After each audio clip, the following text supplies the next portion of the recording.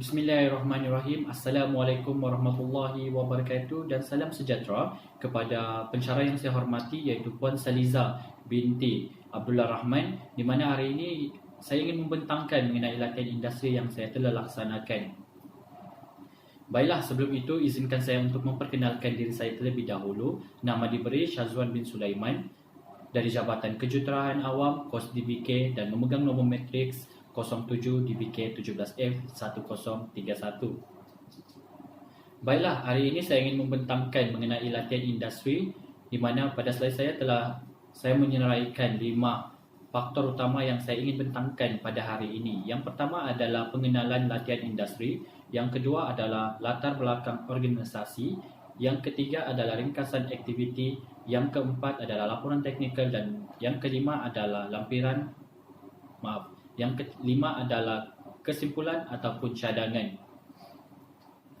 Pada faktor yang utama iaitu latihan industri, di mana saya akan menerangkan serba sedikit mengenai latihan industri, di mana latihan industri ini adalah satu komponen utama kurikulum pembelajaran KPTM. Selain daripada itu juga tempat permulaan untuk mengenali alam pekerjaan bagi pelajar yang melaksanakan latihan industri.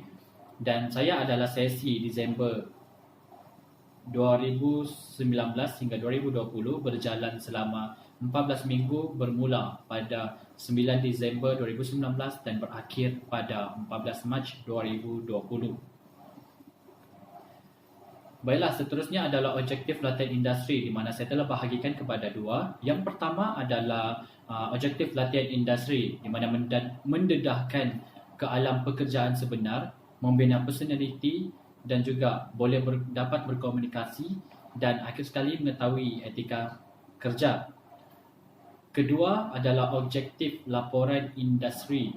Objektif laporan latihan industri, di mana setiap pelajar yang melaksanakan latihan industri diberikan satu buku laporan harian untuk menerangkan dengan lebih jelas lagi kerja-kerja yang mereka lakukan sewaktu mereka melaksanakan latihan industri. Selain daripada itu juga, buku ini adalah sebagai rujukan bagi pihak syarikat dan juga pihak UPLI, di mana pihak syarikat adalah dapat memantau ataupun dapat memperbaiki kerja yang dilakukan oleh pelajar. Bagi pihak UPLI pula adalah dapat memantau dan juga dapat melihat aktiviti-aktiviti yang dilaksanakan oleh pelajar yang melakukan latihan industri. Seterusnya, buku laporan harian ini juga adalah syarat penganugerahan bagi sijil ataupun diploma bagi pelajar Politeknik Malaysia. Baiklah, kita masuk kepada yang kedua. Faktor yang kedua adalah latar belakang syarikat, di mana saya telah memilih dan melakukan atau melaksanakan latihan industri di syarikat perniagaan Prabot Nuri Sdn Berhad yang terletak di KM 17 Jalan Tuaran, Tubobon Gatal 89450 Kota Kinabalu, Sabah, di mana sebagai anda nampak pada slide saya, gambar itu adalah gambar bangunan bagi syarikat Prabot Nuri dan juga syarikat ini mudahlah ditemui. Syarikat ini ditubuhkan pada 1 April 1985 dengan modal RM1 juta ringgit, di mana syarikat ini pembuat dan juga pembekal perabot untuk pemasaran tempatan. Selain daripada itu, syarikat ini juga mempunyai peranan penting dalam pembangunan infrastruktur, pembangunan pendidikan negara, di mana syarikat ini telah bekerjasama dengan sekolah-sekolah dan juga universiti tempatan sebagai contoh UMS, UiTM, Politeknik Kota Kinabalu. Dan akhir sekali adalah syarikat ini mengeluarkan produk berkualiti tinggi bagi memenuhi cita rasa dan juga mencapai kepuasan pengguna. Saya akan masuk kepada carta organisasi syarikat Prabot Nuri, di mana pengarah syarikat Prabot Nuri ini adalah Datuk Haji Alsad bin Idris alias Harsat Idris.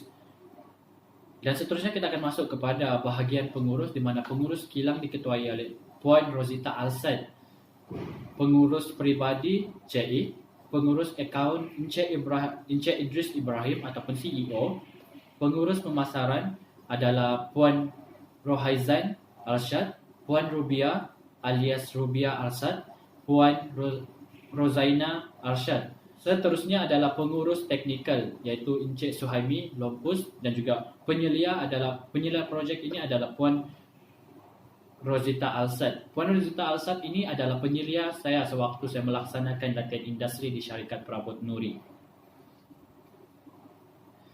Baiklah, kita masuk kepada objektif syarikat Perabot Nuri, di mana untuk menjadi sebuah syarikat pengeluar perabot yang berkualiti tinggi dan juga terkemuka di negeri Sabah. Selain daripada itu, bagi menjana ekonomi dan juga penglibatan Bumi Putra dalam industri pembuatan perabot yang berkualiti, mengeluarkan perabot yang boleh memenuhi kehendak ataupun cita rasa pengguna, dan akhir sekali adalah membantu kerajaan mempertingkatkan infrastruktur pendidikan melalui bekerjasama dengan sekolah-sekolah dan juga universiti tempatan.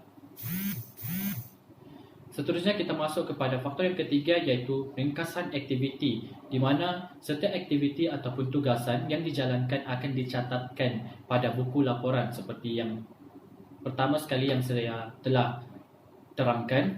Selain daripada itu, menjelaskan secara ringkas aktiviti-aktiviti yang telah ataupun yang ditugaskan dan dijalankan oleh pelajar.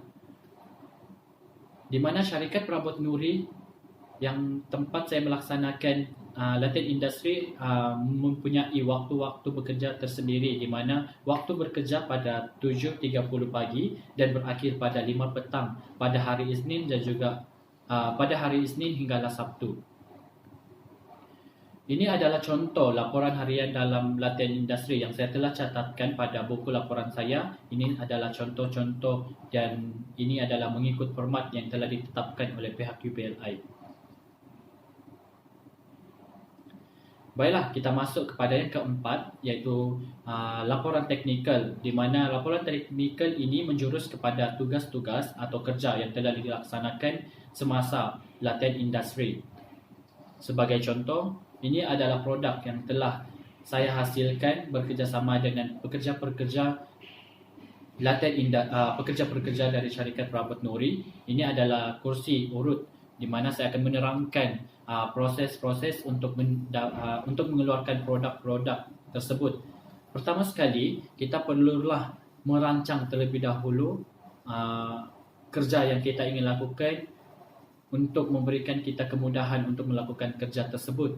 Seterusnya adalah kaji selidik, di mana kita perlulah mengkaji terlebih dahulu bahan-bahan ataupun produk-produk yang kita ingin keluarkan ataupun ingin kita gunakan untuk melaksanakan kerja kita.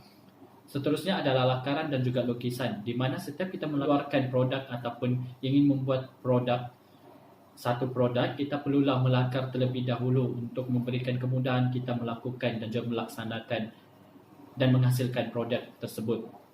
Seterusnya adalah model.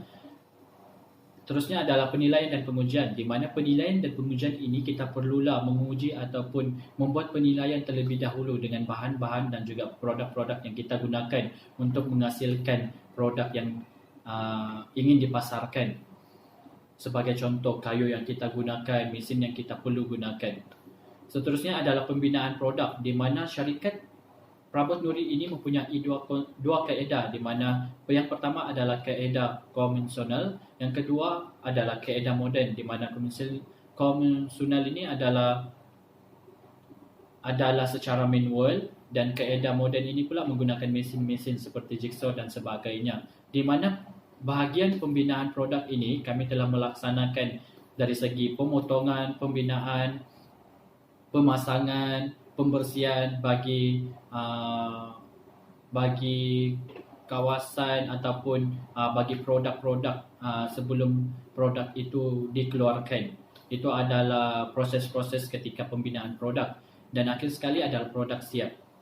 Selain daripada kursi urut, saya juga menghasilkan berbagai produk. Sebagai contoh gambar yang di sini, ini adalah alas tangan, selain daripada itu alas kaki, frame, gerbang dan sebagainya. Selain daripada itu juga, saya telah ditugaskan di bahagian pejabat, di mana saya diajar bagaimana membuat invoice dan juga quotation. Ini adalah sebagai contoh sebut harga yang saya telah laksanakan di syarikat Perabot Nuri. Baiklah, kita masuk kepada kesimpulan dan juga cadangan, di mana kesimpulan yang saya telah nyatakan latihan industri merupakan salah satu pendedahan awal bagi pelajar-pelajar IPTA yang bakal menempuhi alam pekerjaan yang sebenar. Selain daripada itu, dapat meningkatkan pengetahuan pelajar dari segi benda yang mereka tidak tahu sebelum ini. Selepas sahaja mereka keluar daripada melaksanakan latihan industri, mereka tahu bagaimana menghasilkan dan mereka dapat pengetahuan yang begitu banyak daripada syarikat-syarikat yang mereka telah laksanakan latihan industri. Selain daripada itu juga, dari prospek lain, membuka minda bahawa bidang elektrik komputer. Sebagai contoh, saya juga ditugaskan di bahagian office untuk mengetahui dan juga membuat benda-benda seperti quotation dan juga invoice yang menggunakan komputer. Selain daripada itu, yang terakhir adalah melahirkan graduan yang mempunyai tenaga mahir dan membantu pembangunan negara. Seterusnya kita masuk kepada cadangan, di mana cadangan adalah memperbaiki setiap aspek yang kurang, di mana setiap pelajar yang melaksanakan latihan industri perlulah memperbaiki aspek-aspek yang kurang, seperti sebelum ini mereka kurang berkomunikasi. Selepas sahaja mereka keluar daripada melakukan latihan industri, mereka dapat berkomunikasi dengan baik. Selain daripada itu, pelatih haruslah berikrar dalam diri untuk menjaga nama baik diri, keluarga, institusi semasa menjalani latihan industri, di mana mereka kenalah menjaga nama baik mereka. Selain daripada itu, pelatih haruslah bijak dalam menyesuaikan diri dengan persekitaran, di mana pelajar-pelajar yang melakukan latihan industri ini kenalah pandai untuk menyesuaikan diri mereka kepada pekerja, tempat mereka melaksanakan latihan industri dan sebagainya. Dan akhir sekali, bagi cadangan adalah antara cadangan bagi syarikat Prabot Nuri Sdn Bhd adalah organisasi haruslah menyediakan perancangan yang teratur bagi memudahkan pelatih melakukan tugasan sepanjang mereka menjalankan latihan industri. Itu saja untuk pembentangan saya pada hari ini. Sekian, wabillahi taufik wa hidayah. Wassalamualaikum warahmatullahi wabarakatuh. Assalamualaikum.